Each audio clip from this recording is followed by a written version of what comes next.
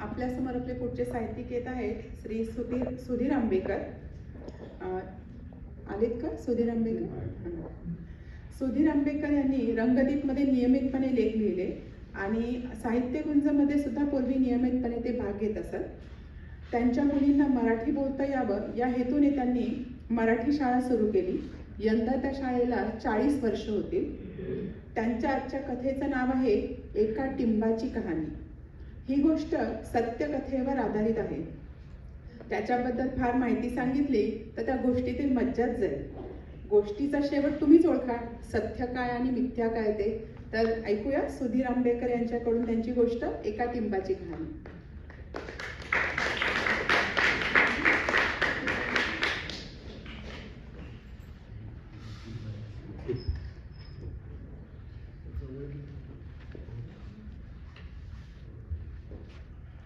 नमस्कार, माझं नाव सुधीर आंबेकर, ते लक्षात ठेवा मुद्दाम. आणि मगाशी सांगितल्याप्रमाणे त्यात सत्य काय आणि मिथ्या काय आहे हे तुम्ही ओळखा. नेहमीप्रमाणे सकाळी उठलो आणि चहाचा कप हातात घेऊन ईमेल, व्हॉट्सॲप आणि इतर काही बातम्या कम्प्युटरवर चालत होतो. बहुतेक सगळ्या ईमेल्स कचरा असतात म्हणून त्याच्याकडे दुर्लक्ष करतो. पण एका ईमेलने माझं लक्ष वेधलं. ती ईमेल येस बँकेची होती. मला आश्चर्य वाटलं, कारण माझं येस बँकेशी काहीही संबंध नाही. ती ईमेल डिलीट केली. मग इतर ईमेलकडे नजर टाकली. ते झाल्यानंतर व्हॉट्सॲप पाहिलं आणि नेहमीप्रमाणे न्यूयॉर्क टाइम्सवर थोडी नजर टाकून इतर दिनचर्या सुरू केली. 2 दिवसांनी सकाळी परत येस बँकेची ईमेल पाहिली. तीही डिलीट केली. परत 2 दिवसांनी येस बँकेची ईमेल आली. यावेळी मात्र जरा मी लक्षपूर्वक वाचली.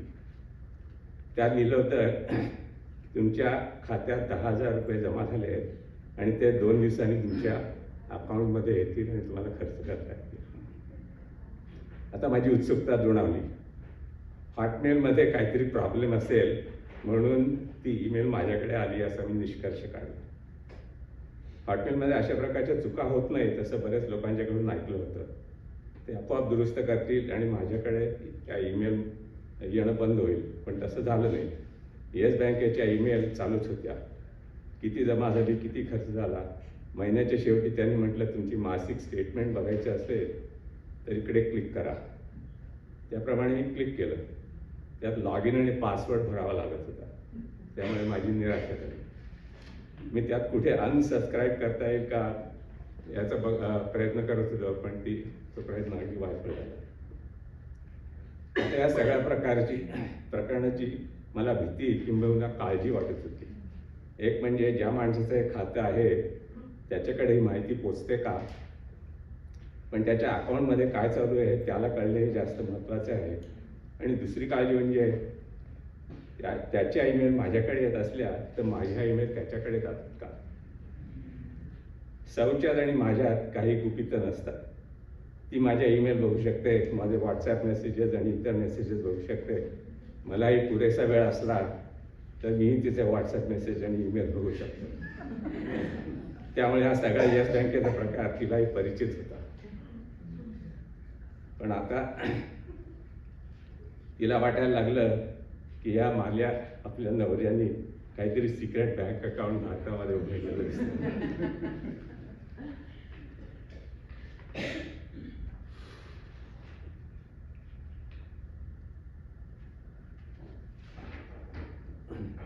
आणि बँक काहीतरी घोटाळा करून इकडे ईमेल पाठवत आहे हे जरी स्पष्टपणे मला विचारलं नसलं तरी तिच्या बोलण्यावर ते मी काढलं. मग मी सौला वेगळ्या वेगळ्या प्रकारच्या ईमेल पाठवायला सांगितल्या आणि त्या मला मिळाल्या. म्हणजे एवढी तरी खात्री झाली की माझ्या ईमेल त्या दुसऱ्या इसमाकडे जात नाहीत. मी निश्वास टाकला. या सगळ्या व्यवहारात एवढं मात्र कळलं की त्याच्या ईमेल ॲड्रेसमध्ये एक टिंब होतं जे माझ्या ईमेलमध्ये नाही.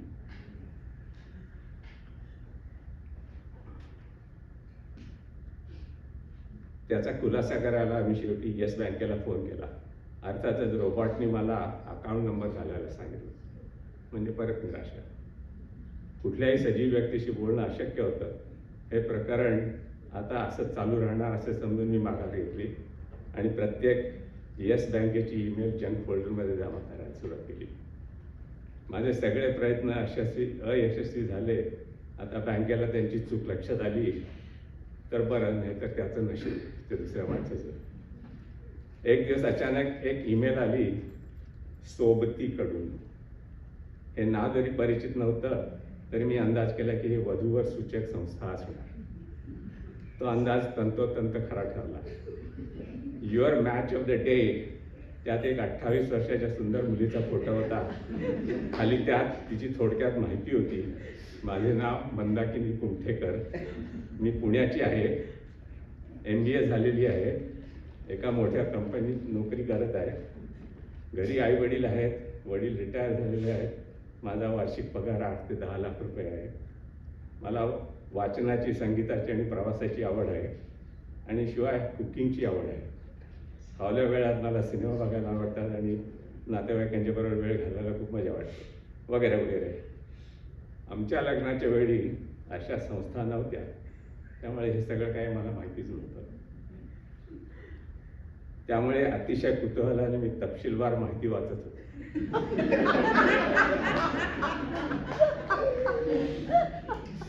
सौने ही ईमेल पाहिली आणि तिलाही गंमत वाटली. पण रोज match of the day email येऊ लागल्या. बहुतेक सगळ्या मुली पुण्याच्याच होत्या. आम्ही सुद्धा भारतात जातो तेव्हा आमचा पुण्यातच जास्त मुक्काम असतो. रोज मॅच ऑफ द डे मध्ये यायचं, त्याबरोबर त्या मुलीची सगळी माहिती मी वाचायचो आणि 15पैकी गुण किती माझ्याशी जुळताय हे असायचं. काही 15पैकी 8, 15पैकी 10, 15पैकी 15. तुम्हाला कोणाशी संपर्क साधायचा असला तर आम्ही आमच्या सुरक्षित नेटवर्कवर तुमची फोनवर गाठ घालून देऊ शकतो, म्हणजे कोणाचाही वैयक्तिक मोबाईल नंबर द्यायला नको. या सगळ्या भानगडीत एक मात्र कळलं की मी म्हणजे संदीप आंबेकर. त्या संदीपचा छोटासा फोटोही होता. तो देखणा तरुण होता, माझ्याहीपेक्षा अधिक देखणा होता, शिकला सवरलेला होता, चांगली नोकरी होती, पगारही चांगला होता. तेव्हा त्याला सोबत मिळणं काही कठीण नव्हतं. पण त्याला या मुली दिसल्याच नाही तर तो कशी निवड करणार, कारण मीच बघत होतो त्या सगळ्या. मला त्याची दया आली, पण मला अनसबस्क्राईब करणंही शक्य नव्हतं. मी कोटेशनमध्ये बहुतेक 6 महिने किंवा वर्षभराचे पैसे दिलेले असावे. रोजच्या मॅच ऑफ द डे बरोबर संशयही वाढू लागला. आधी माझा पुण्याचा बँकेतील सिक्रेट अकाउंट आणि आता हा प्रकार. काही बरं दिसत नाहीये. काय राव आहे, काय चाललंय हे तिच्या बोलण्यात नसलं तरी वागण्यात नक्की दिसून येत. असेच काही दिवस गेले. मग अचानक मला इंडिगो एअरलाईनची एक ईमेल आली. त्यात एका तिकिटाच्या रिझर्वेशनची माहिती होती. पॅसेंजरचं नाव संदीप आंबेकर. संदीप वय वर्ष 32, पत्नीचं नाव रोहिणी, वय 28, मुलांची नावे संजय आणि रूपा, वय वर्ष 8 आणि 6. हे नाताळच्या सुट्टीमध्ये 1 आठवड्यासाठी पुण्याहून चेन्नईला जाणार होते. पुढे आणखी माहिती पाहिली, तिथे त्याचा मोबाईल नंबर दिसला. म्हणजे याच इसमाच्या ईमेल मला येस बँकेकडून येत असणार. मी विचार केला की आता चांगली संधी आहे, त्याला फोन करून सगळ्याचा खुलासा करावा. फोन करायच्या आधी त्याला एक मी व्हॉट्सॲप मेसेज पाठवला, कारण त्यांनी मी फोन केल्यानंतर घेतला नाही. तर काय, मी फोन करणार आहे तर कृपया उचलावा, पण त्याचं काही उत्तर आलं नाही. मग मी फोन करण्याचं धाडस केलं, पण परत निराशा. मग त्याचा नाचून या येस बँकेच्या ईमेलच्या भानगडी शिवाय मनात आणखी काहीतरी खटकत होतं. हाच इसम सोबतवर सुद्धा आहे का? तोच इसम असणार, नाहीतर ईमेल माझ्याकडे कशी आली? वाटलं सौला विचारून पाहावे. सौला विचारण्यात आणखीन एक हेतू होता. तो म्हणजे या सगळ्या येस बँकेच्या आणि सोबतच्या भानगडीत मी पूर्णपणे निर्दोष आहे. दोन्हीकडे संदीप तोच इसम आहे. या बाबतीत ती माझ्याशी सहमत होती, पण दुसऱ्या बाबतीत तिने मत व्यक्त केलं नाही. आता मात्र मला संदीप करायला आला होता. एक पत्नी आणि 2 मुलं असताना त्यांनी सोबतमध्ये नाव का नोंदवलं? ज्या अर्थी ते सगळे नाताळच्या सुट्टीत चैन करायला चेन्नईला जात आहे, त्याचा संसार सुखाचा असावा का तो केवळ देखावा आहे? त्याला इतर काही लफडी करायची काय गरज आहे? या सगळ्यात मी बिचारा अडकलो आहे आणि मला माझ्या पत्नीचाही रोष पत्करावा लागत आहे. त्याने माझा फोन उचलला नाही कारण त्याची ही सगळी लफडी उघडकीला आली असती असा मी अंदाज केला. मनात उलटे सुलटे विचार येतात. काय करावं सुचत नव्हतं. सोबतच्या प्रत्येक मुलीचा प्रोफाईल उघडला की त्याच्या खाली आपल्याला किती इंटरेस्ट आहे हे सांगता येत असेल. थोडा इंटरेस्ट, अधिक इंटरेस्ट, शॉर्ट लिस्ट किंवा संपर्क साधा. मी अनेक मुलींच्या प्रोफाईल पाहिल्या होत्या, त्यामुळे कोणावरही संपर्क साधावर क्लिक केलं असतं तर माझी खात्री आहे की सोबतने संदीपला परस्पर फोन केला असता आणि त्याचं कौटुंबिक आयुष्य उद्ध्वस्त झालं असतं. आणि तसं नाही केलं तर अनेक मुलींना मी त्यांचा प्रोफाईल उघडून जी आशा उत्पन्न केली होती त्यांचा आशाभंग होईल. अशा परिस्थितीत काय करावे? सौचा सल्ला घेण्याचं मी टाळले. मलाच काहीतरी निर्णय घेणं भाग होतं. मग शांतपणे करून ठरवलं की संदीपचं कौटुंबिक आयुष्य उद्ध्वस्त करणं योग्य नाही. या मुलींचा आशाभंग करणं त्यातल्या त्यात कमी अयोग्य आहे, कारण त्यानंतर माझ्याशिवाय अधिक चांगले अनेक वर मिळू शकतील. पण म्हणून ठरवलं की आपण काहीही करू नये. संदीपची 6 महिन्याची अथवा वर्षाची जी काय मुदत असेल ती संपली की आपोआप मुली येणं बंद होईल आणि तो त्या भानगडीतून बाहेर पडेल असे म्हणून मी माझी समजूत घातली. आणि येस बँकेच्या सगळ्या ईमेल जंक फोल्डरमध्ये जात असल्याने मला त्याचा काहीच त्रास होत नव्हता. संदीपचं पुढे काय होईल याची मला चिंता नाही. माझी तरी आता तात्पुरती सुटका झालेली आहे. ईमेलमधल्या एका टिंबाने अनेक लोकांचे आयुष्य उद्ध्वस्त केले असते. ती आपत्ती आत्ता तात्पुरती तरी टळलेली आहे. म्हणूनच सध्या मी सोबतच्या सुंदर मुलींचं वर्णन वाचून स्वतःचे मनोरंजन करत असतो.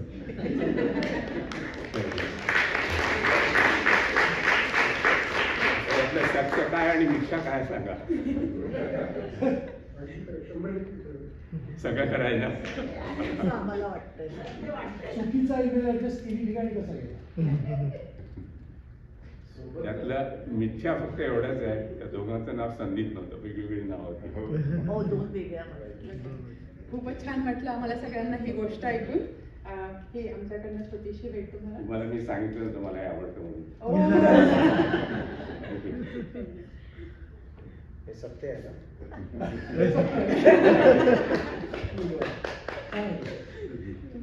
ओके, आता आपल्या समोर आपल्या पुढच्या साहित्यिक येत आहेत सौ स्नेहल वजे. स्नेहल वजे ह्या वॉल स्ट्रीट जर्नलमध्ये पेरोल आणि अकाउंटिंग प्रोफेशनल आहेत. गेली 30 वर्ष त्या मराठी शाळा शिक्षिका आहेत. त्या मराठी वैभव या वीकली रेडिओ कार्यक्रमाच्या गेली 17 वर्ष सूत्रसंचालिका आहेत. त्यांनी मराठी विश्वामध्ये 6 वर्ष खजिनदार आणि 6 वर्ष विश्वस्त म्हणून काम केले आहे. त्या मागील 9 वर्षापासून महाराष्ट्र फाउंडेशनच्या सचिव आहेत. आजच्या त्यांच्या कथेचा विषय आहे कौटुंबिक कलह, मॅरेज काउन्सिलरकडे धाव आणि झालेली फटफजिती. ऐकूया सौ स्नेहल वजे यांच्याकडून त्यांचे साहित्य.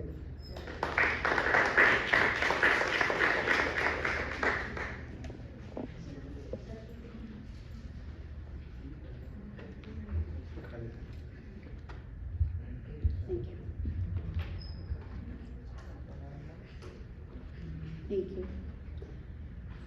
मी आत्ता तुम्हाला जे सांगणार आहे ते अगदी टॉप क्लासिफाईड सिक्रेट आहे.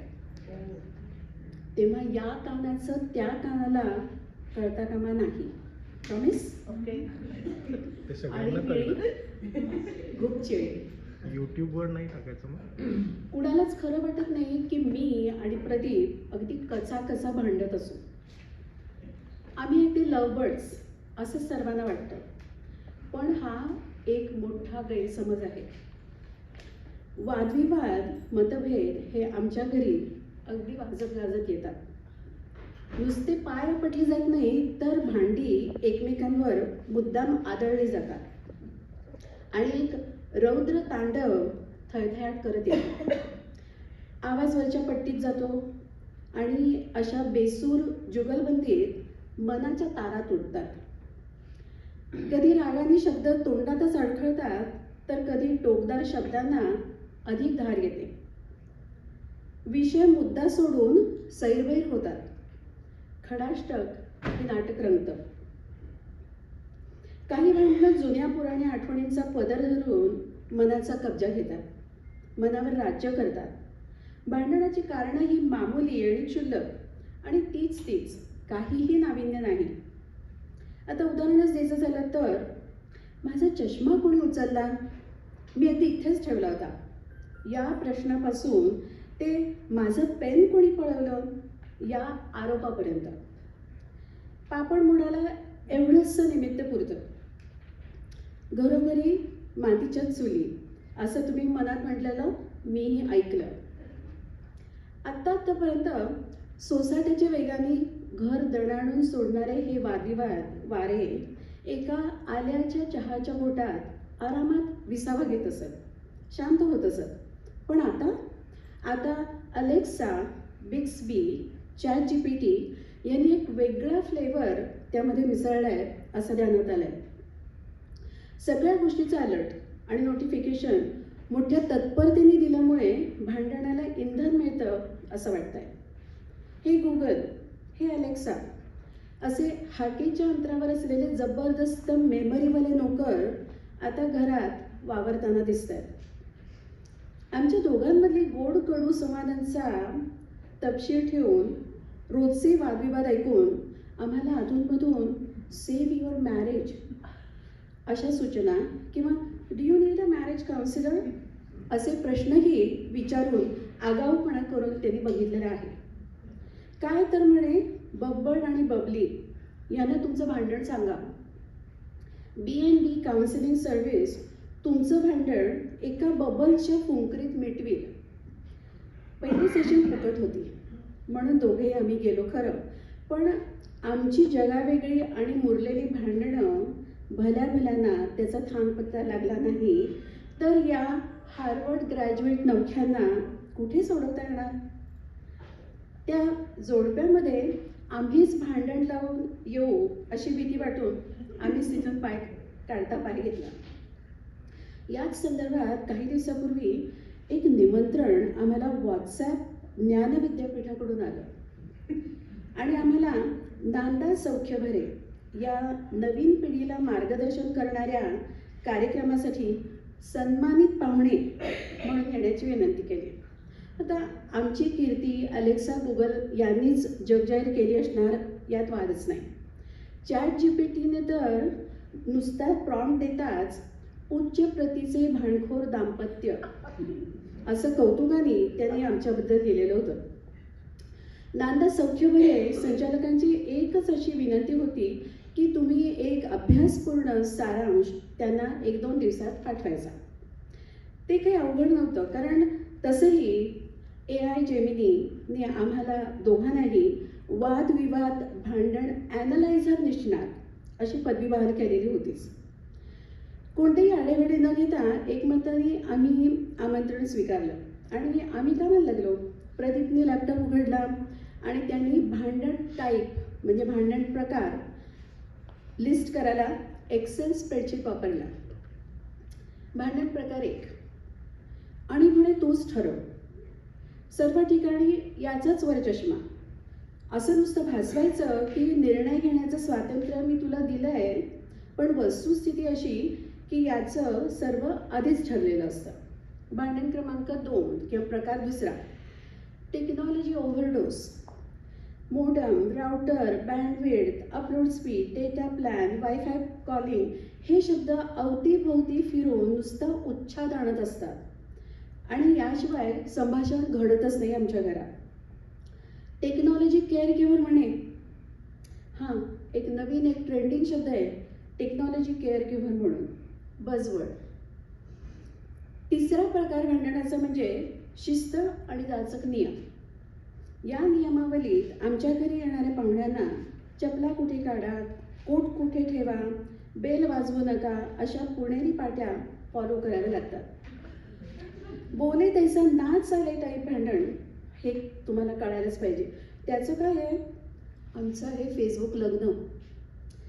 हां, जेव्हा मी डेटिंग करत होतो तेव्हा मला नेहमी म्हणायचा की तुला अगदी राणीसारखं ठेवीन, फुलासारखं जपेन, समुद्र किनाऱ्यावर आपलं छान घर असेल. कसलं हो, नुसत्या गप्पा खोटी वचनं.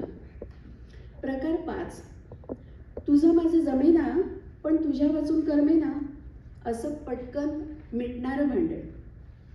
रडूबाई भांडण हे पण एक वेगळंच आहे, ज्यात आदळापट ओघामीच येते. आणि या भांडणात हमखास येणारे शब्द म्हणजे मी म्हणून सगळं सहन केलं. यात सासर आणि माहेर आणि अख्खं खानदान यांचा अतिशयोक्त अनादर केलेला असतो. आणखीन एक प्रकार भांडणाचा म्हणजे भडका भांडण, जी हमखास कार ड्रायव्हिंग करताना होतात. म्हणजे GPS मधल्या त्या महामायाचं न ऐकल्यामुळे आणि एक्झिट चुकलं की होतात. सावधान, ड्रायव्हिंग करताना इनलॉज विषयी चकार शब्दही काढू नका. रात्र थोडी सोंगफार म्हणजे विशेष करून दोघांपैकी जर एक ॲक्टिव्हिटी मेनियाक असेल आणि दुसरा तर activity budget exceeds the energy budget. याशिवाय आणखीन काही प्रकार सांगितले असते पण मर्यादा आहे म्हणून. वडाचं तेल वांग्यावर टाईप किंवा गावात तुरी भटभटणीला मारी म्हणजे व्हॉट इफ टाईप किंवा मुद्दाम उकरून काढलेलं भांडण म्हणजे वाऱ्याशी भांडण. माझं तेच खरं अशी हक्क गाजवणारी भांडणं म्हणजे इथे तर्क विज्ञान काहीही नाही. अशी काही भांडणं तुम्हाला सांगता येतील. तुमची भांडणं यापैकी नमूद केलेल्या कोणत्या प्रकारात मोडतात किंवा तुमच्या भांडणाचा प्रकार कोणता मला नक्की सांगा. मी अगदी हाताची घडी आणि तोंडावर बोट ठेवून सर्व ऐकायला उत्सुक आहे. आणि या कानाचं त्या कानालाही करणार नाही. आणि मिळी गुपचिप.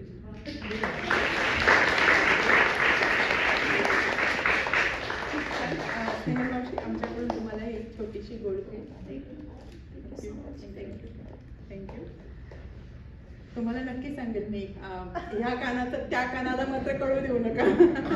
आणि मराठी विश्वकडनं यूट्यूबवरनं कळेलच.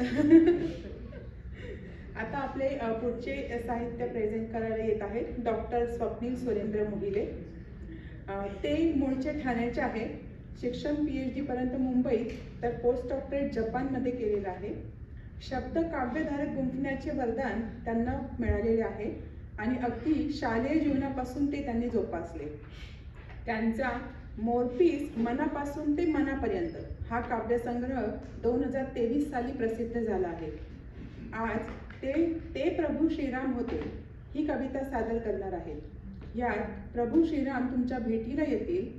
ते एक कर्तव्यदक्ष मुलगा, एक आदर्श पती आणि एक स्थितप्रज्ञ राजा म्हणून. तर ऐकूया डॉक्टर मोहिले यांच्याकडून. धन्यवाद. आपण सर्वच जण वाट पाहत असलेल्या वसंत ऋतूची चाहूल लागते आणि त्याचबरोबर येणाऱ्या गुढीपाडव्याची सुद्धा.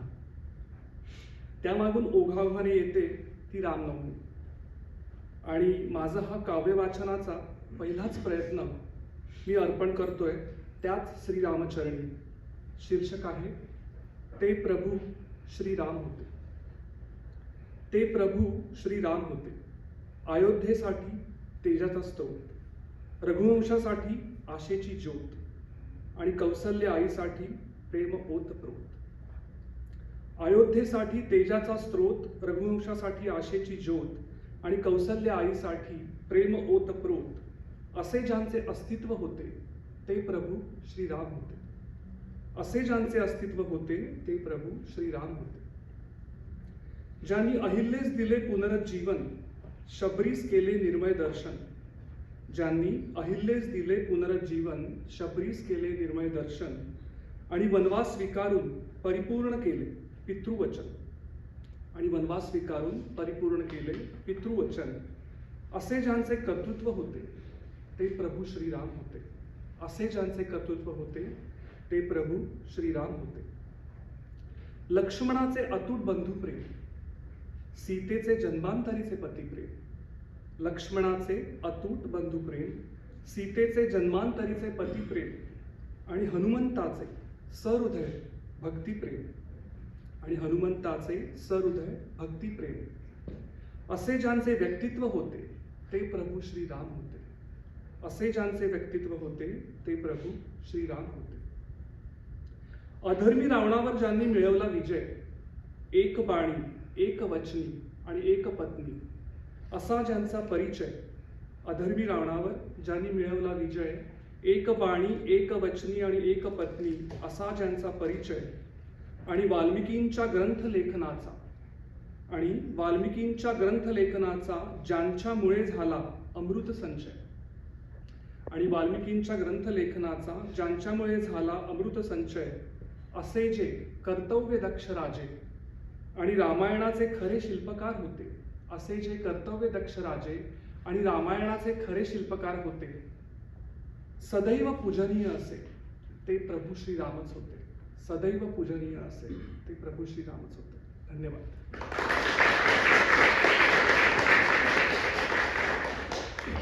खूप छान कविता प्रभू श्रीरामांविषयी. आपल्यासमोर मी आमंत्रित करते श्री राजन गडकरी यांना. राजन गडकरी यांनी क्वांटिटेटिव्ह फायनान्समध्ये काम केलं आहे आणि निवृत्तीनंतर मात्र शब्द, संगीत आणि पाककलेतील सौंदर्य शोधत राहिले. त्यांनी रंगदीप आणि BMM वृत्तपर्यंत मध्ये लेख लिहिलाय, परंतु त्यांचं असं म्हणणं आहे की तिथंच त्यांचं लेखन मर्यादित आहे, पण अजूनही ते अनुभवाच्या शोधात आहेत. आजची त्यांची कविता आहे आठवणींवर. आपण सगळेच आठवणी जपतो, काही गोड काही कटू. कटू क्षण काहीसे दूर सारले तर लक्षात येतं की सुंदर क्षणांमध्ये आयुष्यभर साथ देण्याचे विलक्षण सामर्थ्य असतं. त्या वळणावर थोडंसं थांबून मागे पाहिलं तर कदाचित तुम्हालाही तुमच्या आयुष्यातल्या त्या उजळ क्षणांची चाहूल लागेल. ही कविता त्या अनुभवाची एक हलकीशी सफर आहे. ऐकूया श्री राजन गडकरी यांच्याकडून.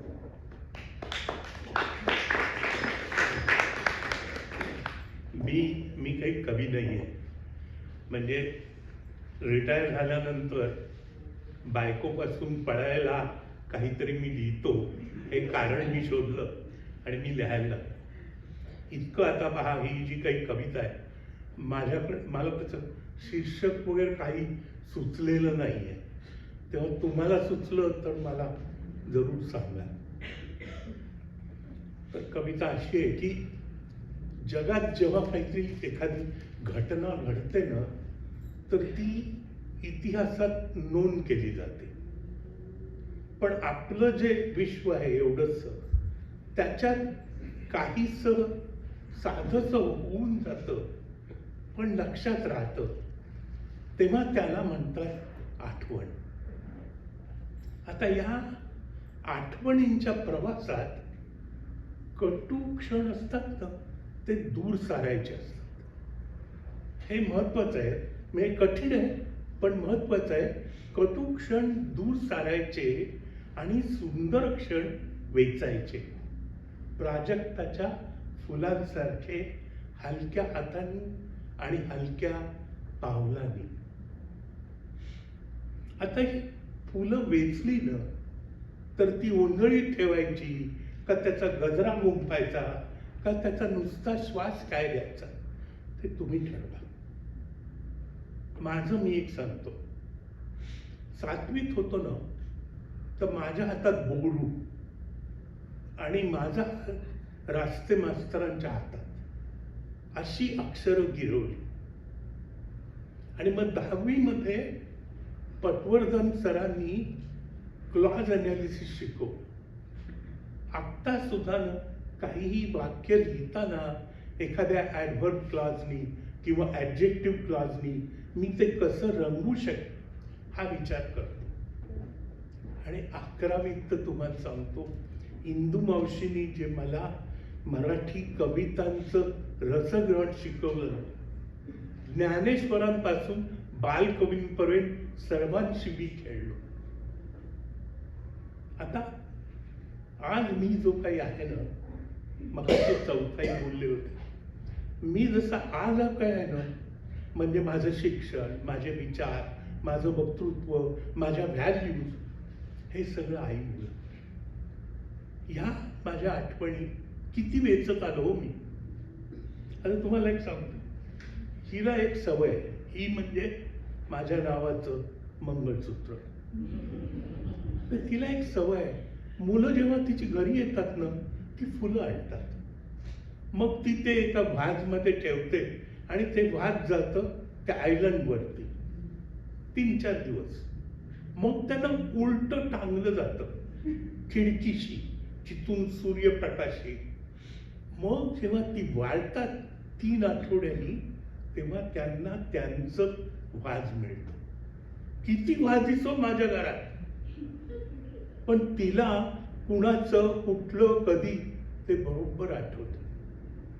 तुम्हाला सांगतो, त्या पारिजातकाच्या ताज्या फुलांचं मी इतकं कौतुक केलं, आणि ह्या वाळल्या फुलात गंधही नसतो, पण त्यांचा रंग आणि त्यांचा रंग भावून देतो. आता काय झालंय, आपलीच माणसं वाढलेत, आपलीच माणसं वाढले, आणि त्यांनी त्यांची माणसं आणली, आणि त्यांनी त्यांची माणसं आणली. म्हणजे आमच्या एवढ्याशा अंगणात किती प्राजक्ताचे सडे हो.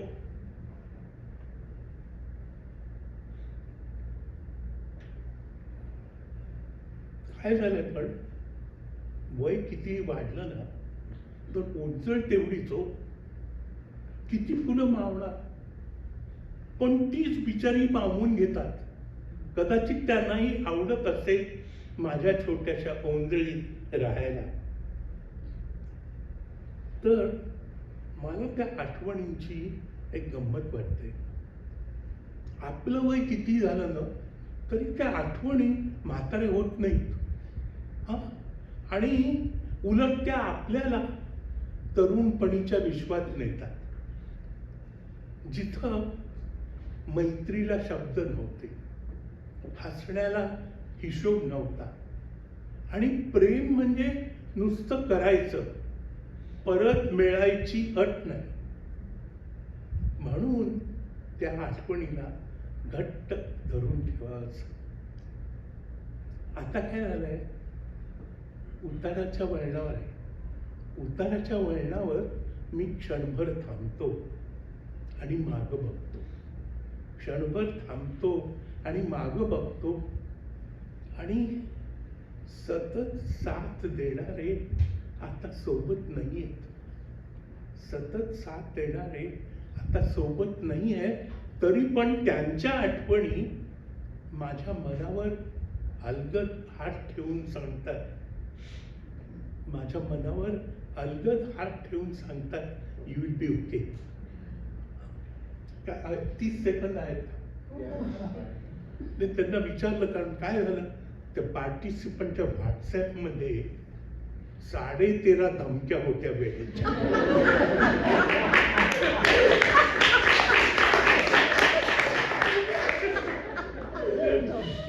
ती अर्धी धमकी जी होती ना, ती प्रियाची गोड धमकी होती.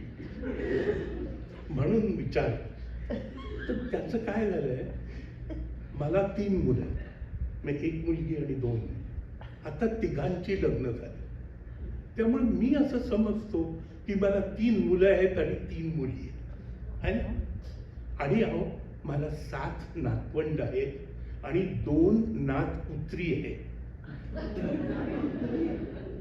तर ही माणसं इथे नसती ना, तुम्हाला किती आठवणी सांगितल्या.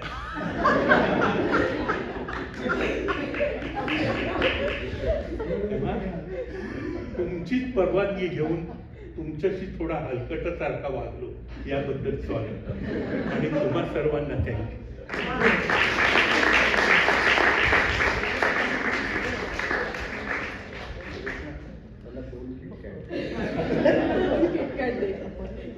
थँक्यू.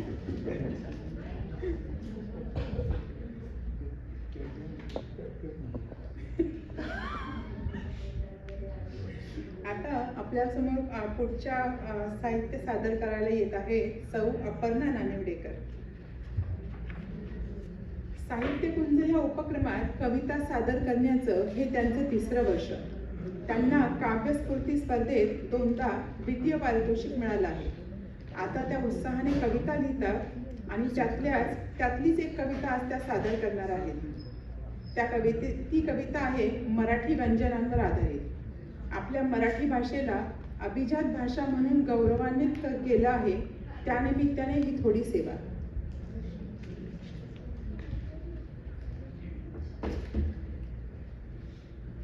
नमस्कार, माझा आवाज येतोय का? आज जरा सकाळी बरं नव्हतं, त्यामुळे गोळी घेऊन आले. घसा बसलाय, ताप आला होता, पण तरी पण मी आले, कारण मला हे चुकवायचं नव्हतं. अनेक जणांचे अनेक आविष्कार, साहित्याविष्कार, काव्य आणि कथा, थोडा हळूच काढलेला चिमटा, आता त्या म्हणाले त्याप्रमाणे, आणि थोडं विचार करायला लावणं वगैरे, असं मला हवं होतं आज टॉनिक. त्यामुळे मी आले. मध्ये मध्ये जर मला ठसका लागला तर कृपया समजून घ्या. आत्ता माझी ओळख करून दिली त्याप्रमाणे त्याच्यात त्यांनी सांगितलं, तृष्णाताईंनी, की रंगदीपमध्ये माझ्या कविता लिहिल्या. तर ह्या वर्षीच्या रंगदीपमध्ये मराठी भाषेला अभिजात दर्जा मिळाला म्हणून कविता मी स्वरांवरती लिहिली होती, आपले जे मराठीतले स्वर आहेत त्याच्यावरती. तर मी म्हटलं स्वरांवरती कविता झाली, मग व्यंजनांनी काय पाप केलंय? मग व्यंजनांची कविता म्हटलं साहित्यकुंजमध्ये आपण सादर करूया, म्हणून एक माझा छोटासा प्रयत्न. आता मराठीमध्ये आपल्याकडे 36 व्यंजन आहेत, आणि मी मराठी माध्यमात शिकले. आपल्यापैकी काही जण मराठी माध्यमात शालेय शिक्षण त्यांनी घेतलं असेल तर त्यांना आठवत असतील की आपण जेव्हा शाळेमध्ये सगळे विषय आपण मराठीमध्ये जेव्हा शिकतो त्यावेळेला शिक्षक, आपल्या मैत्रिणी, घरी आपले पालक हे आपल्याशी अखंड मराठीमध्ये बोलत असतात. माझी आई, ॲडिशनल फॅक्टर असा होता की माझी आई मराठी आणि हिंदीची शिक्षिका असल्यामुळे आमच्याकडे घरामध्ये मराठीचा रोज पाऊस पडायचा, मराठी आणि हिंदी. तर माझ्या असं अलीकडच्या काळात असं लक्षात आलं आहे की आपण घरी मुलांशी, आपल्या नातवंडांशी, आजोबा आजी जी बोलतात किंवा शेजाऱ्या पाजाऱ्यांशी, मित्रमैत्रिणींच्या मुलांशी, बऱ्याच वेळेला त्याच्यामध्ये इंग्रजीचा समावेश असतो, पण मराठीसुद्धा तेच शब्द जे बोलायला सोपे, समजायला सोपे, उच्चारायला सोपे असे पुन्हा पुन्हा वापरले जातात. तर काही शब्द जे काळाच्या ओघात मागे पडलेत, जे वापरले जात नाहीत जास्त, काही अंशी इतिहास जमा झालेत आणि काही अंशी त्याचे अर्थही कित्येकांना माहीत नसतील, लक्षात नसतील. तर अशा व्यंजनांना पुनरुज्जीवित करण्याचा हा छोटासा प्रयत्न, जे मी लहानपणी ऐकलेत, वापरलेत, वाचलेत, लिहिलेत, शिकलेत, त्याच्यावरती मुक्त छंद या काव्य प्रकारामध्ये ही कविता करण्याचा मी प्रयत्न केलाय. तुम्ही गोड मानून घ्या.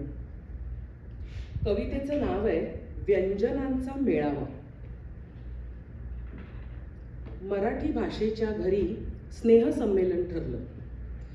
नुकताच अभिजात दर्जा मिळाला, त्याचा आनंद द्विगुणित करण्यासाठी आप्तेष्टांना निमंत्रण धाडलं. जय्यत तयारी सुरू झाली. कार्यक्रमाचा दिवस उजाडला. दारासमोर मांडव घातला, पताका लावल्या, केळीचे खांब रोवले, सडा संमार्जने झाली, रेखीव महिरप संस्कार भारतीची नक्षीदार रांगोळी घातली. घरात अगदी लगीन घाई उडाली. सनईचे सूर कानी येऊ लागले. तांबडं फुटताच घरची मंडळी लगबगीने उठली. पुरुष मंडळी नवीन धोतरपान, खादीचे सदरे आणि किनखापी बंडी घालून, तर स्त्रिया नव्या कोऱ्या नऊवारी साड्या नेसून ठेवणीतल्या दागिन्यांनी म्हणजे नथ, कर्णफुले, कानवेल, बुगडी, पाटल्या, तोडे, बिलवर, मेखला, पैंजण, मासोळ्या असा साज शृंगार करून आणि केसांचा खोपा घालून त्यात चाफ्याची वेणी घालून तयार झाल्या. सुग्रास भोजनाचा सुवास दरवळत होता. बालगोपाळ आट्यापाट्या, विटी दांडू इत्यादी खेळात रमले होते. हळूहळू पाहुण्यांची वर्दळ वाढू लागली. घरातील वयस्कर मंडळी स्वागतासाठी मांडवात सज्ज झाली. दूरदेशी गेलेल्या, बाहेरगावी स्थायिक झालेल्या आपल्या भावंडांना, भाचवंडांना, पुतणे आणि नातवंडांना भेटायला सगळेच आसुसले होते. कमळ, खटारा आदी वृद्ध मंडळी बाजल्यावर बसूनच आलेल्या मंडळींना शुभाशीर्वाद देत होती. सुवासिनी हातात कुंकवाचा करंडा घेऊन उभ्या होत्या. आता कुणाकुणाचे कोण कोण नातेवाईक येऊ शकलेत ते पाहूया. कमळ आणि भक्तिरसपूर्ण कीर्तन, कुचकटपणा आणि कानपिचक्या, कवटाळणे आणि कोलमडणे. खटारा नि युद्धभूमीवरील खडग, खट्टू मन आणि खेद. गणपती आणि गुदगुल्या, गहिवर आणि गोबरे गोबरे गाल, गेयता आणि गदगदणे, गलबलून येणं आणि गच्चाळपणा. घराचा आणि घणाघाताचा, घुसमटीचा आणि घोळाचा, घमेंडीचा सुद्धा बरं का. वाङ्मयाचा नि अंक आणि पंखा मध्ये अनुस्वाराऐवजी कधी कधी वापरण्याचा. चमचा आणि चषक, चिवट आणि चामड्याचे जोडे बनवणाऱ्या चर्मकाराचा नि क्रांतिकारकांच्या चळवळीचा. छत्रीचा नि मंदिरातील छत्र चामराचा, छुप्या तंत्राचा नि छेदण्याचा. जहाजाचा आणि ज्वराचा, जो आज सकाळी मला आलाय ना ज्वर, त्याचा. ज्वालामुखी आणि जेमतेमचा, जेरीस आणण्याचा. झबल्याचा आणि झालरचा, झीज आणि झपाझप पावले टाकण्याचा आणि उंच आकाशात झेप घेण्याचा. क्रौंचचा, पंचतंत्र, पंजा, चंचू आणि कांचन मध्ये हळूच वापरण्याचा. टरबूज आणि टपालपेटी, घोड्याच्या टपटप टापा, टप्पोरा मोती, टोपलीचा आणि टेचात राहण्याचा. ठशाचा मी लागलेल्या ठणक्याचा, रांगोळीच्या ठिपक्याचा आणि जोरात मारलेल्या ठोशाचा. गाण्याच्या ठेक्याचा, ठिबक सिंचनाचा आणि कपड्याला लावलेल्या ठिगळाचा. डमरूचा आणि दुधाने भरलेल्या डेऱ्याचा, ताकाच्या टिचकीचा आणि बेडकाच्या डरावचा आणि गावभर पिटलेल्या डंक्याचा. ढगाचा आणि ढोराचा, ढेकराचा आणि ढिसाळपणाचा, गादीवर दिसलेल्या ढेकणाचा नि ढोबळ्या मिरचीचा सुद्धा. बाणाचा आणि मऊ लोण्याचा, कोरीव लेण्यांचा आणि तृणपर्णांचा आणि गाईच्या शेणाचाही बरं. तराजूचा आणि तिराहिताचा, तिरसटपणाचा आणि तमा बाळगण्याचा, तावाचा आणि तुंबडी भरण्याचा. तोतयेगिरीचा सुद्धा. थव्याचा नि थडग्याचा, थोबाडीत मारण्याचा आणि थिजण्याचा, थैथयाटाचा आणि थक्क होण्याचा. दौतीचा आणि दौऱ्याचा, दंतपंक्तीचा आणि दूतावासाचा, द्वारपालाचा आणि द्वयर्थाचा. धनुष्याचा आणि धबधब्याचा, धनगराचा आणि धुपाटण्याचा, धुवाधार पावसाचा आणि धेडगुजरीपणाचा. नळाचा आणि निबंधाचा, निरागसतेचा आणि नृपाचा, नाचणीच्या सत्वाचा आणि निरामय आरोग्याचा. पतंगाचा आणि पर्वतरांगांचा, पूर्णत्वाचा आणि पेच प्रसंगाचा, पुचाटपणाचा आणि पत्रावळीचा. फणसाचा, बरं का, फणसाचा आणि फुलपात्राचा, फडताळाचा आणि फुरंगटून बसण्याचा, जंतुनाशकाच्या फवारणीचा आणि फटकळपणाचा.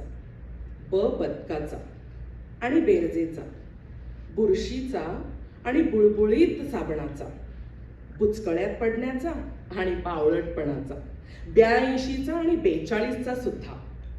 भटजीचा आणि भ्रमाचा, लाकडाच्या भुशाचा आणि बागेतल्या भ्रमराचा, भ्रष्टाचाराचा आणि भाकिताचा, भूमिगतांचा आणि भटकंतीचा सुद्धा, मगरीचा तसेच मंदारमालेचा, मिष्टान्नाचा आणि मुष्टियुद्धाचा, मिजाजखोरीचा आणि मांदियाळीचा, यज्ञाचा आणि यमसदनाचा, यकृताचा आणि यौवनाचा, यवनांचा आणि यमकाचा, यंत्रणेचा आणि योग्यतेचा, रथाचा आणि चित्र रेखाटण्याचा, राऊळाचा आणि रवंथ करण्याचा, रट शिजणाऱ्या पूर्णाचा आणि रेंगाळण्याचा सुद्धा, लसणीचा नि लोचनांचा, कोरीव लेण्यांचा आणि लुगडं लेण्याचाही, लिलावाचा आणि लुबाडण्याचा,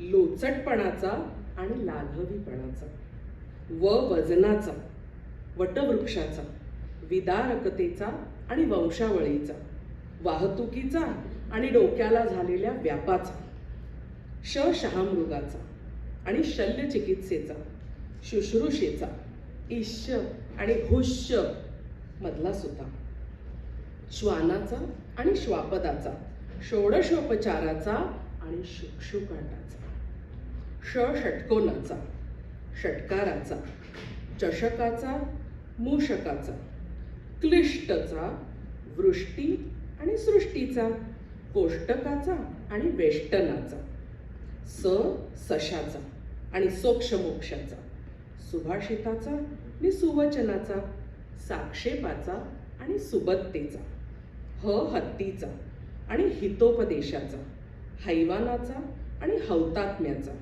हस्ताक्षराचा आणि हस्तांतरणाचा, हिंस्त्र पशूंचा आणि हुजरेगिरीचा, बाळाचा, चाळ्याचा, खोळ्याचा आणि लोळ्याचा, चाळणीचा नितळणीचा, मोळीचा आणि चोळीचा, विळीचा आणि विळख्याचा, वळचणीचा आणि गोळाबेरजेचा, क्षत्रियाचा तसेच चक्षूंचा, क्षमायाचनेचा आणि क्षोभाचा, क्षणभंगुरतेचा आणि क्षेपणास्त्राचा, निरक्षराचा आणि क्षेत्रफळाचा, ज्ञानेश्वरांचा, तज्ज्ञांचा, सुज्ञांचा, अज्ञांचा, ज्ञानपीठाचा आणि ज्ञानवर्धनाचा, श्रावणाचा, श्रीफळाचा, विश्रामाचा, परिश्रमाचा, मिश्रणाचा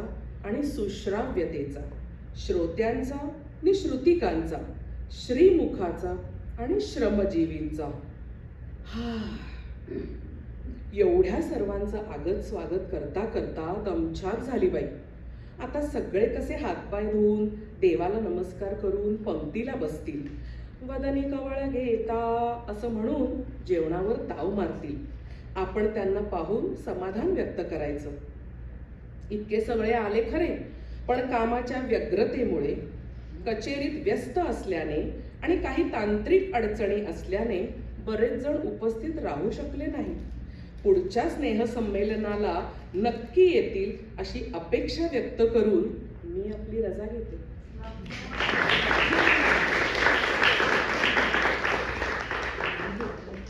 खूपच छान अपर्णा, आमच्याकडून छोटीशी देऊ. त्यांना स्वतःच्या अनुभवावरून गोष्ट लिहिण्याची आवड आहे. त्यांनी साहित्य कुंजमध्ये चिमटा व पिकनिक अशा 2 गोष्टी सादर केल्या आहेत. आज त्या वाचणार आहेत. त्या गोष्टीचं नाव आहे वजनदार शॉपिंग. स्वतःचं वजन कमी करण्यासाठी त्यांनी केलेले प्रयत्न व त्याचा परिणाम त्यांनी या गोष्टीत वर्णन केला आहे. ऐकूयात सौ वैशाली तामणकर यांच्याकडून त्यांची गोष्ट वजनदार शॉपिंग. नमस्कार मंडळी. माझी कथा सादर करण्याची संधी दिल्याबद्दल मी प्रथम मराठी विश्व व सलील पारकर यांचे मनापासून आभार मानते.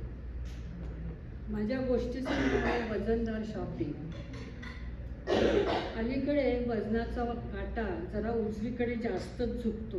म्हणजे माझी तशी तक्रार नाही. लग्नाअगोदर लहानपणी लुकडी, काटकुळी असल्या विशेषणांनी अस्मादिकांची संभावना व्हायची. ताडमाळ काठीसारखी आहे अगदी, कुठं म्हणून मास नाही असं म्हणून आईने निराशा दाखवायची. आमच्या मुलींना काहीही खायला घाला, अंगावर म्हणून दिसायचं नाही. हे तिचे बोल काही खोटे नव्हते. साखरेतले पदार्थ खाऊन व दूध तुपत्यात न्हावून मी तशीच हडकुळी राहिले होते. शाळेमध्ये सुद्धा ज्या बेंचवर 2 मुलींची जागा असायची तिथे आमच्या बेंचवर नवीन मुलीला बसवले जायचे व मग तिघींना त्याच बेंचवर अवघडून बसावे लागायचे. आमचा ट्रेन प्रवास अनुभव तर असाच असायचा. म्हणजे आमचे नेहमीच रिझर्वेशन असायचे. आमच्या बेंचवर नंबर बघून आम्ही बसल्यावर जरा मोकळा श्वास घेईपर्यंत एखादी उभी असलेली बाई जरा सरका हो असे हक्काने म्हणून आमचा अर्धा बेंच व्यापून टाकायची व आम्ही उरलेल्या 1.5 सीटवर अंग चोरून बसत असतो. पुढे लग्न झाले, मुले झाली, त्यांच्या मागे लागून आपोआपच व्यायाम होत होता. स्वतःकडे लक्ष द्यायला मुळे वेळच नव्हता. वजन वाढलं नाहीच. पुढे मुले मोठी झाली, मुलीचे लग्न झाले, मुलाला छान नोकरी मिळाली, मुले आपल्या व्यापारात गुंतली. घरातले काम ते काय, माणसे घरातूनच. आराम वाढला. आयुष्यातील महत्त्वाचा टप्पा गाठलेला होता, पार केलेला होता. त्याचे पण समाधान होतेच. त्याच वेळेला बेसावध असताना नकळत हे वजन वाढू लागले. प्रथम मला आनंद झाला. पूर्वी डुलत चालणाऱ्या बायकांचा मला नेहमीच हेवा वाटायचा.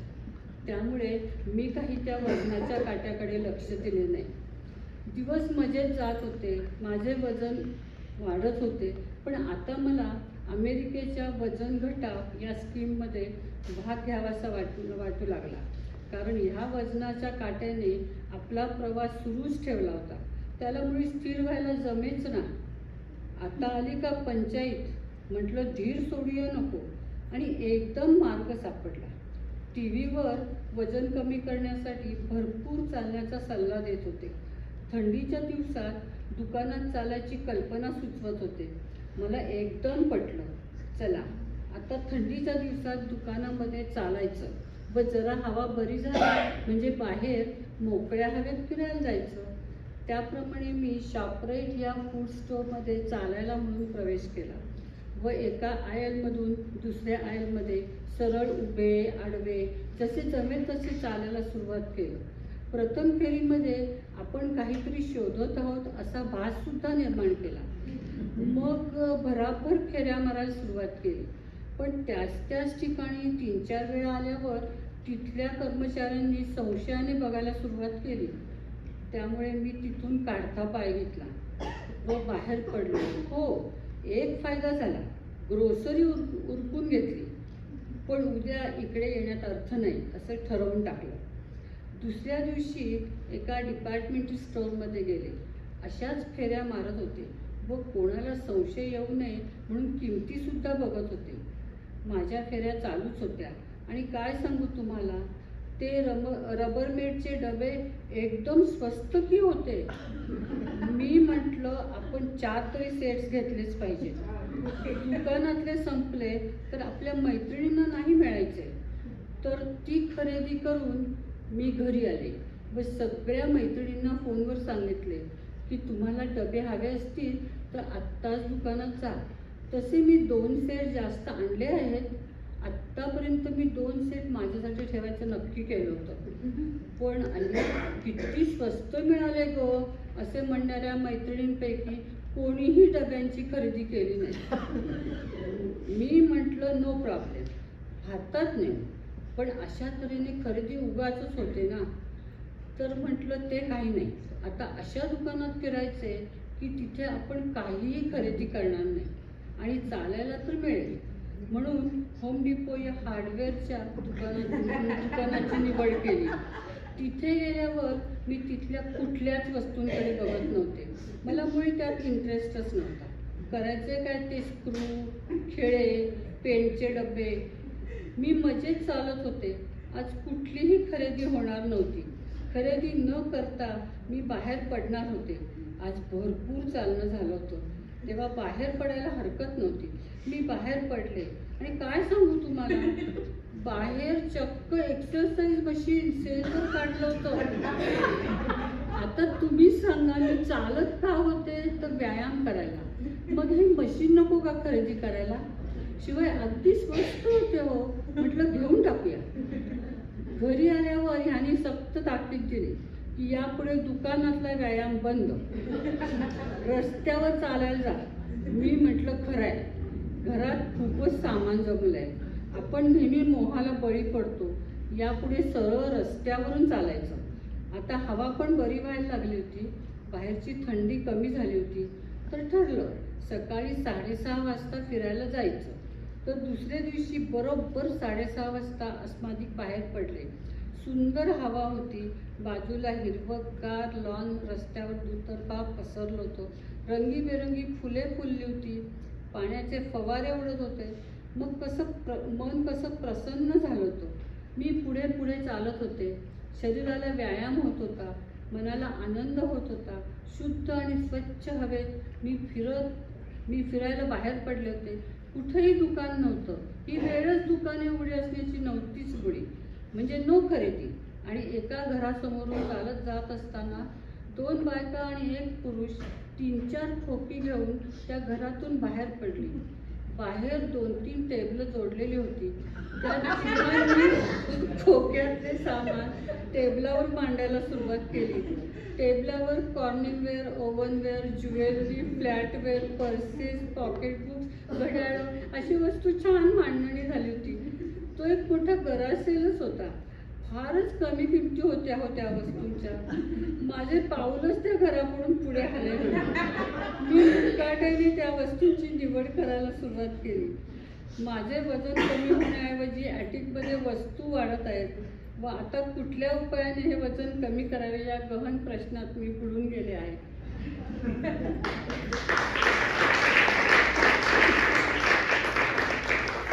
खूपच मजा आली तुमचे हे शॉपिंगचे किस्से ऐकायला. आणि असं डोक्यात आलं की जरी कॉम्प्युटरवर जरी बसले तरी आजकाल ऑनलाईन शॉपिंगचे खूप ऑप्शन आहेत, त्यामुळे रिकामे बसणं सुद्धा फायद्याचं नाहीये तसं. Thank you sir. आता आपल्यासमोर पुढचे सादरकर्ते येत आहेत सौ मोनिका कल्याणकर. सौ मोनिका कल्याणकर यांना शालेय जीवनापासून लिहिण्याची आणि वाचनाची आवड आहे. कविता लेखन यात त्यांना विशेष आवड आहे. आजची कविता ही आपल्या जीवन कसं आणि का जगायला हवं, भरभरून कसं आणि का जगायला हवं यावर भाषा करणारी आहे. झाले असं की भूतकाळ, भविष्यकाळ आणि वर्तमान काळ यांचं भांडण झुंपलंय. पाहूयात पुढे काय होतं ते. त्यांच्या कवितेचं नाव आहे कालचं भांडण. काळांचं भांडण. नमस्कार, मी मोनिका कल्याणकर. आपणा सर्वांना महिला दिनाच्या शुभेच्छा. आणि आज भारताने वर्ल्ड कप पण जिंकला, सो अभिनंदन. कविता सादर करते. शीर्षक आहे काळांचं भांडण. कोणास ठाऊक काळांचं चांगलंच जुंपलं, तिघेही क्षणांचे सोबती, पण प्रत्येकाचं म्हणणं वेगळं. वर्तमान म्हणाला भूतला, तू आहेस हातातून सुटलेला बाण, पण मी आहे ताणलेल्या धनुष्याची कमान. लगेच हसला भविष्य, काय रे उगाच, कसला करता खेद, ठरवणार तर मीच त्या बाणाचा वेग. मी म्हणजे कित्येक डोळ्यातील स्वप्नांचा थवा, रात्री नंतरचा जणू सूर्य नवा. बोलला मग भूत, तुम्ही तर मध्ये न बोलणेच बरे, अजून तुमचे अस्तित्वच नाही खरे. मी आहे घडलेल्या गोष्टींचा अतीत, स्मृतींची साठवण आणि मुखावरील स्मित. आठवणीत रमतात सगळे, घेत आनंदाचा शोध, इतिहास रचतो मी, देत अनुभवातून बोध. वर्तमान आता भलता चेडला, दोघात तुमच्या नेहमी होतो माझा खेळ. वर्तमानात जगायला नाही कोणालाच वेळ. माणसाला सदैव गतकाळाची आठवण आणि उद्याची चिंता, त्यातच होतो माझा वर्तमानाचा गुंता. क्षणात सुटतो क्षण आणि काळाचे चक्र फिरते, वर्तमानाचा होतो भूत आणि जगायचंच राहून जातं. तिघे खरं तर आपण एकच, फक्त मी म्हणजे आज, आत्ता, ताबडतोब, तत्काळ. पुरेपूर जगलं मला तर मीच घडवणार भूत आणि भविष्यता. नकोच हवा केवळ काळाचा अपव्यय, साधू समतोल आपण राखून समन्वय. संपला वाद काळांचा, आता आपली बारी. शिकूयात यातून थोडंसं, करू मनाची तयारी. बनू प्रवासी क्षणांचे, खळखळून हसूया. कशाला दाबायचं स्ट्रेस आणि टेन्शन, कधी कधी मनमोकळेपणाने रडूया. व्यक्त होणं महत्वाचं, कारण तेच खरं माणूसपण. जितकं जपतो शरीराला तितकं जपायला हवंय म्हणून. वाटतं आपल्याला जीवन म्हणजे फक्त ध्येयाचा ध्यास, पण खरं तर जीवन म्हणजे ध्येयाकडे जाताना होणारा प्रवास. आनंदाने करू हा प्रवास, नको अपेक्षांचे ओझे. क्षणिक हे आयुष्य, कशाला करायचे तुझे माझे. आजचा भरभरून जगूया प्रत्येक क्षण, नको उद्याची चिंता. आजचा दिवस माझा, करणारा मी अन तो करविता. धन्यवाद. अतिशय सुंदर कविता, थँक्यू.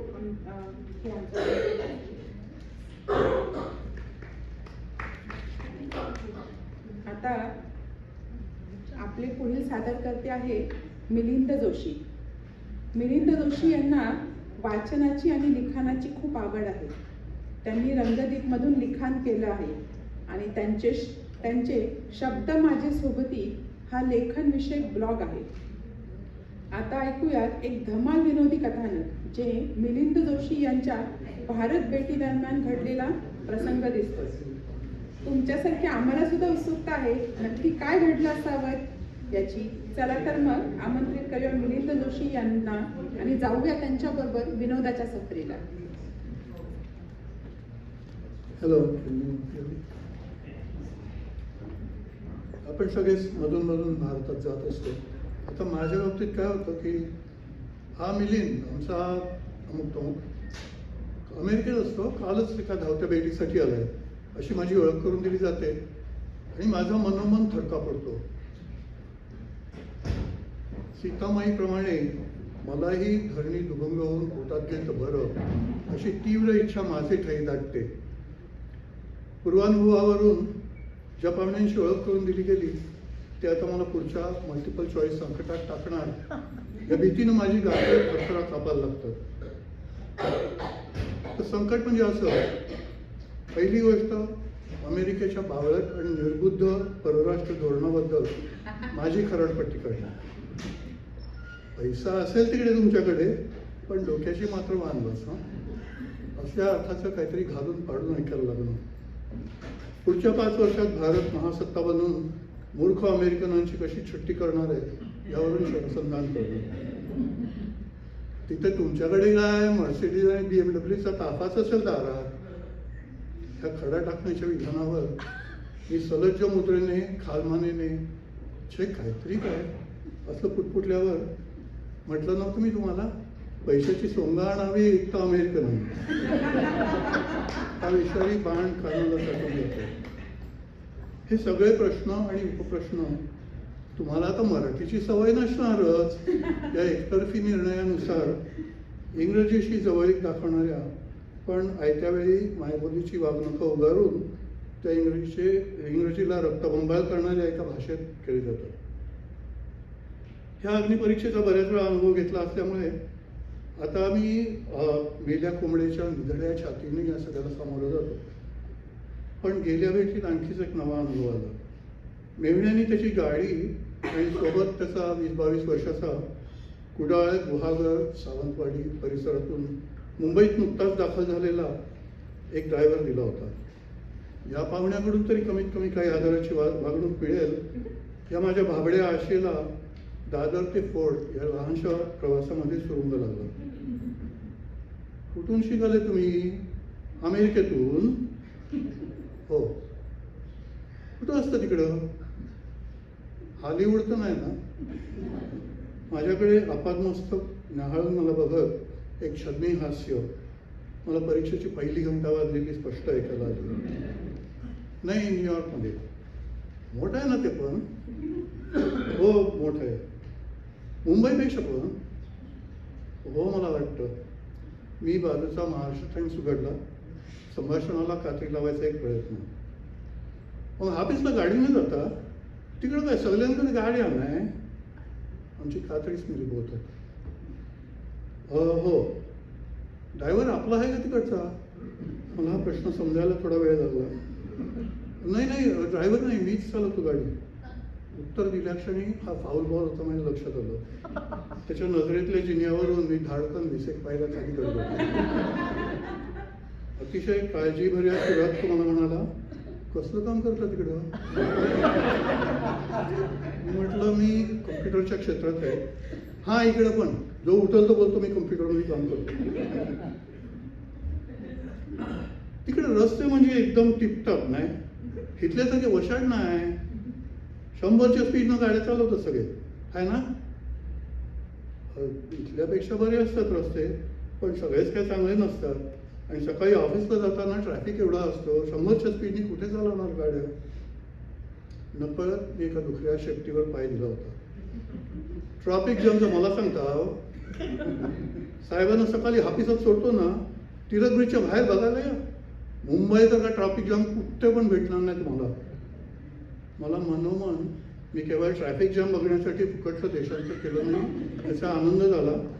तेवढंच नाही, त्या आनंदामध्ये मी बसल्या जागी टणकन उडी मारली असाही भास झाला.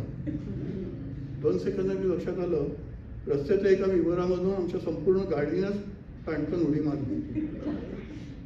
फुल्या या म्युन्सिपाल्टीच्या किंवा सुधारणा नाही हे, या उत्स्फूर्त मौखिक निषेधानंतर त्यांनी गाडीचा हॉर्न म्युन्सिपाल्टीच्या कानात शिरेल एवढ्या जोराने 10 सेकंद दाबून धरला. तुमच्या तिकडे रस्ते म्हणजे एकदम गुळगुळीत काचेवर चालवल्यासारखं वाटणार. मुंबईपासून रत्नागिरीपर्यंत गेलेत ना तरी समजणार पण नाही. 100 काय 150च्या पण स्पीडनं चालवतात गाड्या. अमेरिकेतल्या रस्त्यांची मला ओळख करून दे. वेगात आणखी थोडी भर घालून मला दिवसात तो म्हणाला, पण यामध्ये कुठेही प्रश्न नसल्यामुळे मी गप्प राहिलो. आणि ते जामचं बोललो ना, तिचं एवढं टेन्शन नाही घ्यायचा की अशी फसकन मोजून काढायची गाडी. त्या बोली वाक्यावर प्रात्यक्षिक म्हणून त्यांनी खरंच भस्कन स्पीड वाढवून पुढच्या 2 गाड्यांच्या मधल्या जागेतून आमची गाडी पुढे आणली. मी जागच्या जागी खांदे आत घेऊन अंग चोरून डोळे गपकन मिटले होते. 2 मिनिटांनी उघडले तेव्हा जाणवलं मुंबईतले रस्ते खूपच लवचिक असल्यामुळे 2च लेन्स असल्या तरी बऱ्याच गाड्यांना सामावू शकतात. आता आमची गाडी लेन मार्किंग बरोबर चासीच्या मध्यावर ठेवून सगळ्यांच्या पुढे दिमाखात निघालेली होती. थोड्या वेळाने अस्वस्थ होऊन मी त्याला म्हटलं, अरे नीट लेनमध्ये घे ना गाडी, अशी मधूनच नको चालवू. एक जळजळीत कटाक्ष मागे टाकून त्यांनी माझ्याकडे बघितलं आणि पुन्हा एकदा भास्कन स्पीड वाढवून गाडी उजव्या लेनमध्ये आणली. नजरेला आवाज असता तर भित्री बाबूबाई मला स्पष्ट ऐकवलं असतं. तिकडे अमेरिकेत लेनमधून चालवतात काय गाडी? इकडं अशी चालवली नाही तर तुम्ही केव्हा पोचणारच नाही फोर्टमध्ये. आणि सिग्नल नाही का द्यायचा, तर लेनमध्ये जाण्यापूर्वी त्या मागच्या ड्रायव्हरला कळणार कसं तू त्याच्या पुढे येणार आहेस. इथे त्याच्या सहनशक्तीची हद्द संपली आणि माझी घसरगुंडी सुरू झाली. पुढच्या प्रश्नोत्तरामध्ये माझे सगळे खुळचटपणे त्यांनी वेशीवर टांगले. उदाहरणार्थ, मी गाडीचा हॉर्न क्वचित प्रत्यक्ष ॲक्सिडेंट टाळण्यासाठीच फक्त वाजवतो. प्रत्येक लाल सिग्नलला गाडी थांबवतो, पोलीस नसला तरी, रात्रीसुद्धा. या 2 लेन्सच्या मधून गाडी चालवत नाही. लेन बदलताना सिग्नल देतो. गाडी आणि विमान इथल्या सीमारेषांचा मान राखून 100 मैलापेक्षा जास्त वेगाने मी कधी गाडी चालवली नाही आहे. या सगळ्यावर केदाली मान हलवत तो म्हणाला, मग बरोबर आहे, तिकडं पण ट्रॅफिक जाम असणार. पुढचं, सरकारने एवढे सुंदर रस्ते बांधून देऊन सुद्धा लोकांना ते वापरायचं डोकं नसल्यावर हे असंच व्हायचं. हे त्यांनी केवळ साहेबांचं जातवालो असल्यामुळे मनात ठेवलं.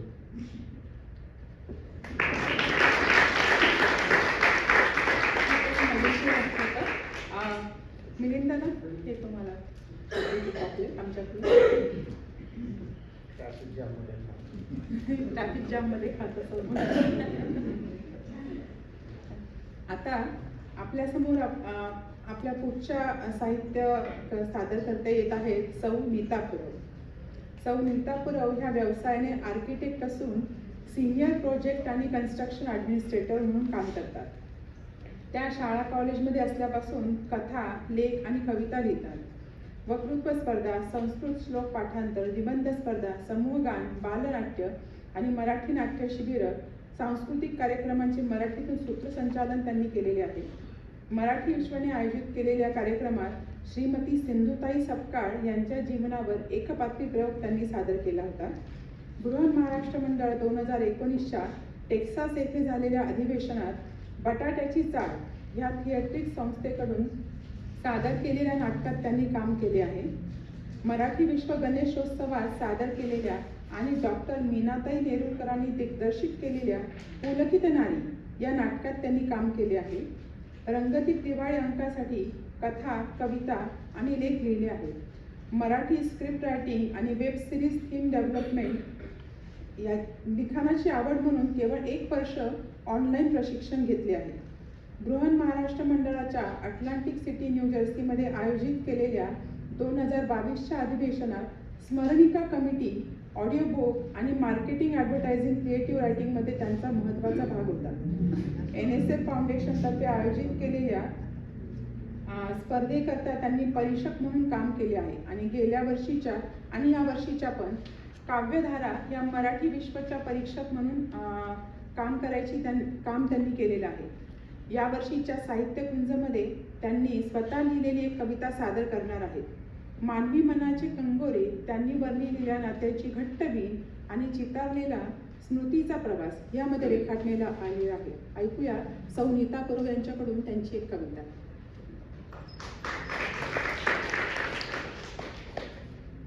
नमस्कार, मी नीता पुरोव. सगळ्यात पहिल्यांदी माझ्या जमलेल्या सगळ्या सख्यांना जागतिक महिला दिनाच्या खूप खूप शुभेच्छा. आणि त्यांना खंबीर आधार देणारा आणि त्यांच्या पाठीमागे अतिशय भक्कमपणे उभा राहणारा इथला सगळा पुरुष वर्ग, वडील, भाऊ, बहीण, नवरे, सगळ्यांचे मी अत्यंत आभार मानते, कारण तुमच्याशिवाय हा प्रवास अशक्य आहे. मराठी कविता. धागा. झुळझुळता मंद वारा आता बेभान धुंद झाला. झुळझुळता मंद वारा आता बेभान धुंद झाला. विरक्तीची कात टाकून मन सैराट करून गेला. क्षितिजा पल्याड जाणाऱ्या सूर्य, त्यावर पावसाळी ढगांची नीच. क्षितिजा समोर जाणारा सूर्य, त्यावर पावसाळी ढगांची नीच. काळ्या जाड्या जांभळं नभपटलावर दूरवर कुठेतरी कडाडली वीज. आलवेल होतं सगळं काही, आलवेल होतं सगळं काही. जीव उगाच कुठेतरी कासावीस झाला. रौद्र निसर्गाचं हे तांडव कधी ना उमगलं मनाला. मग थैमान पावसाचं झोडपल्या सरींवर सरी हलक्या हलक्या गारव्याने नकळत घेऊन गेल्या मला निद्रेकडे. नेत्रकडा अलगद मिटल्या. हळूच डोकावली स्वप्न सावली. नेत्रकडा अलगद मिटल्या. हळूच डोकावली स्वप्न सावली. स्मृतीपटलावर नजर टाकताना आठवणींची चलचित्र जाणवली. स्वप्नांचे पंख लावून आज मला मायदेशी नेलं. स्वप्नांचे ते पंख लावून आज मला मायदेशी नेलं. आणि 7 समुद्रापलीकडचं अंतर कापून मी परत माहेरघर गाठलं. आई, बाबा, ताई स्वागताला तिथे. आई, बाबा, ताई स्वागतात इथे. नेहमीप्रमाणे त्यांनी औक्षण केलं. भाकरी तुकडा वाळून टाकला आणि मग प्रेमाने घरात नेलं. बाबांचा हात घट्ट धरून मी आवडत्या झोपाळ्यावर सुद्धा बसले.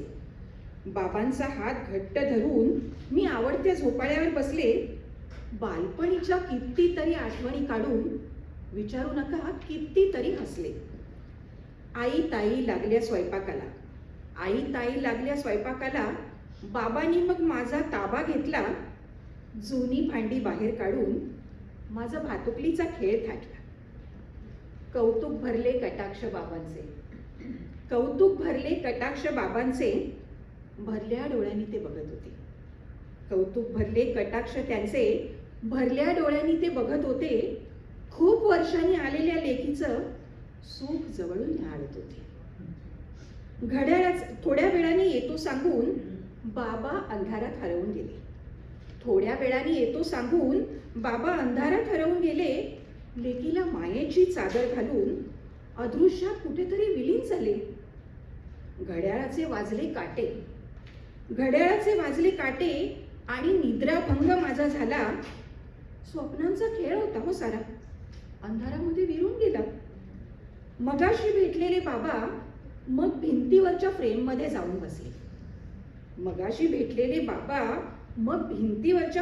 जाऊन बसले.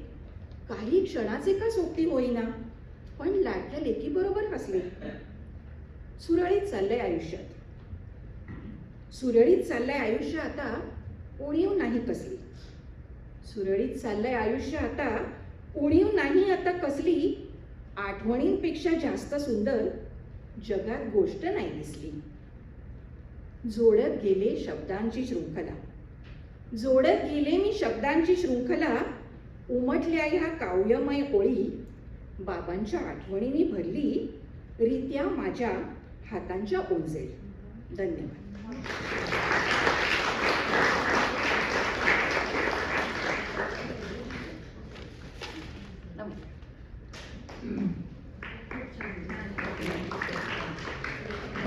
आता आपल्यासमोर येत आहेत सौ स्वाती दत्तराजराव. त्या त्यांची एक कविता सादर करणार आहेत. कवितेचं नाव तुम्ही सांगा.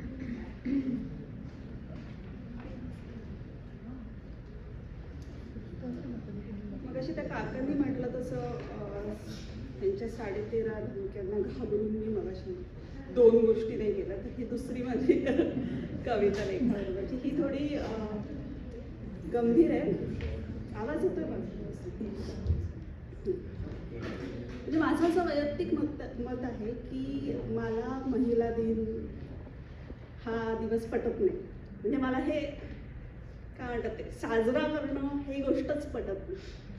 त्याला इंडियात भारतात खूप साजरे होतात. महिला दिन तर खूपच मोठा साजरा होतो. तर माझी थोडीशी त्या अनुषंगाने केलेली कविता आहे. माझ्या कवितेचं नाव आहे महिला दिन. आज फक्त माझा दिवस आहे. आज मी सगळ्या फॉरवर्डेड मेसेजेसना थँक्यू म्हणणार. न वाचता, न समजता, काही तर अगदी न उघडताही. कारण माझा दिवस साजरा करणाऱ्या तुम्हाला माझ्यासाठी 4 शब्द स्वतःचे लिहायला सुद्धा वेळ नाही. ह्यातच समजला तुमचा माझ्यासाठी आदर आणि सन्मान. आज फक्त माझा दिवस आहे. आज मी सोशल मीडियावर मांडलेले नारी शक्तीचे मुखवटे लाईक करणार. तक्रार न करता, खिन्न न होता आणि उद्या त्यांच्या होणाऱ्या चिंध्यांचा विचार न करता. कारण माझा स्वयंपाक, केरवारा, मुलांचा अभ्यास सगळे व्हायचे आहे. कारण माझा अभ्यास, केरवारा, मुलांचा अभ्यास सगळे व्हायचे आहे. मला देव्हाऱ्यात बसवायला निघालेले तुम्ही उसंत कुठे घेऊ देता निदान बरोबरीने उभे राहण्यासाठी. आज फक्त माझा दिवस आहे.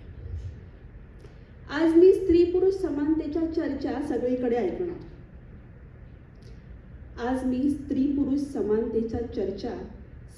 ऐकणार. कालचा बलात्कार पचवून, परवाची स्त्रीभ्रूण हत्या विसरून आणि उद्याची मारहाण लपवून. कारण समानतेचे धडे शिकवणारा तुम्हाला एवढेही कळू नये. दोघेच आहोत आपण. फार तर 3. दोघेच आहोत आपण, फार तर 3. पण 364 दिवस तुमचे असतात आणि माझा फक्त आजचा दिवस आहे. धन्यवाद.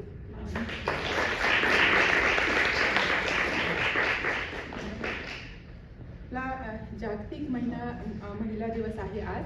आणि ह्या वीकेंडला मराठी विश्वातर्फे 2 कार्यक्रम होते. काल होता बालकट्टा आणि काव्यधारा आणि आजचा साहित्यगुंज. म्हणून जागतिक महिला वुमन्स डे निमित्त आम्ही मराठी विश्वतर्फे एक केक आणला होता काल केक कटिंग केलं, कारण लहान मुलं सुद्धा होती काल, म्हटलं केक जास्त एन्जॉय करतील आणि काही महिला सुद्धा होत्या. मग आज त्यातलाच उरलेला केक आम्ही थोडा मागे ठेवलेला आहे, तर तुम्ही प्लीज तो केक आणलेला आहे प्लीज टाकून देण्यापेक्षा बरं ना. या ऑफकोर्स, म्हणजे आय डोंट नो. ठीक आहे. that's fine. आता आपले सर्व सादरकर्त्यांचं प्रेझेंटेशन झालेलं आहे. तर आजचा हा दिवस आपल्यासाठी खरंच अविस्मरणीय ठरला आहे. मराठी विश्वाच्या व्यासपीठावर दरवर्षीप्रमाणे यावर्षी काव्य आणि साहित्याची अद्भुत उधळण पाहायला मिळाली. सर्वप्रथम मी आपल्या सर्व सहभागी कवी आणि लेखकाचे मनापासून अभिनंदन करते.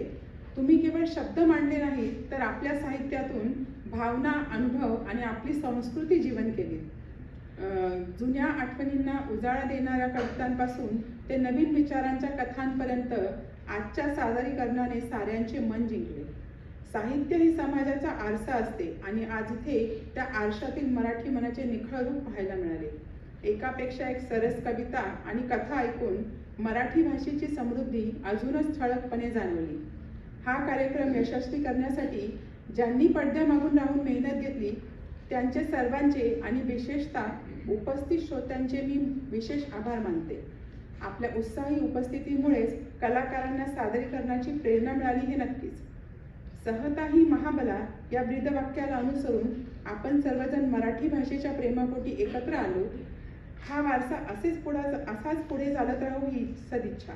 अशा सुंदर उपक्रमांसह आपण लवकरच पुन्हा भेटूयात. तोपर्यंत साहित्य आणि काव्य आपापल्या मनात जपत राहा. धन्यवाद.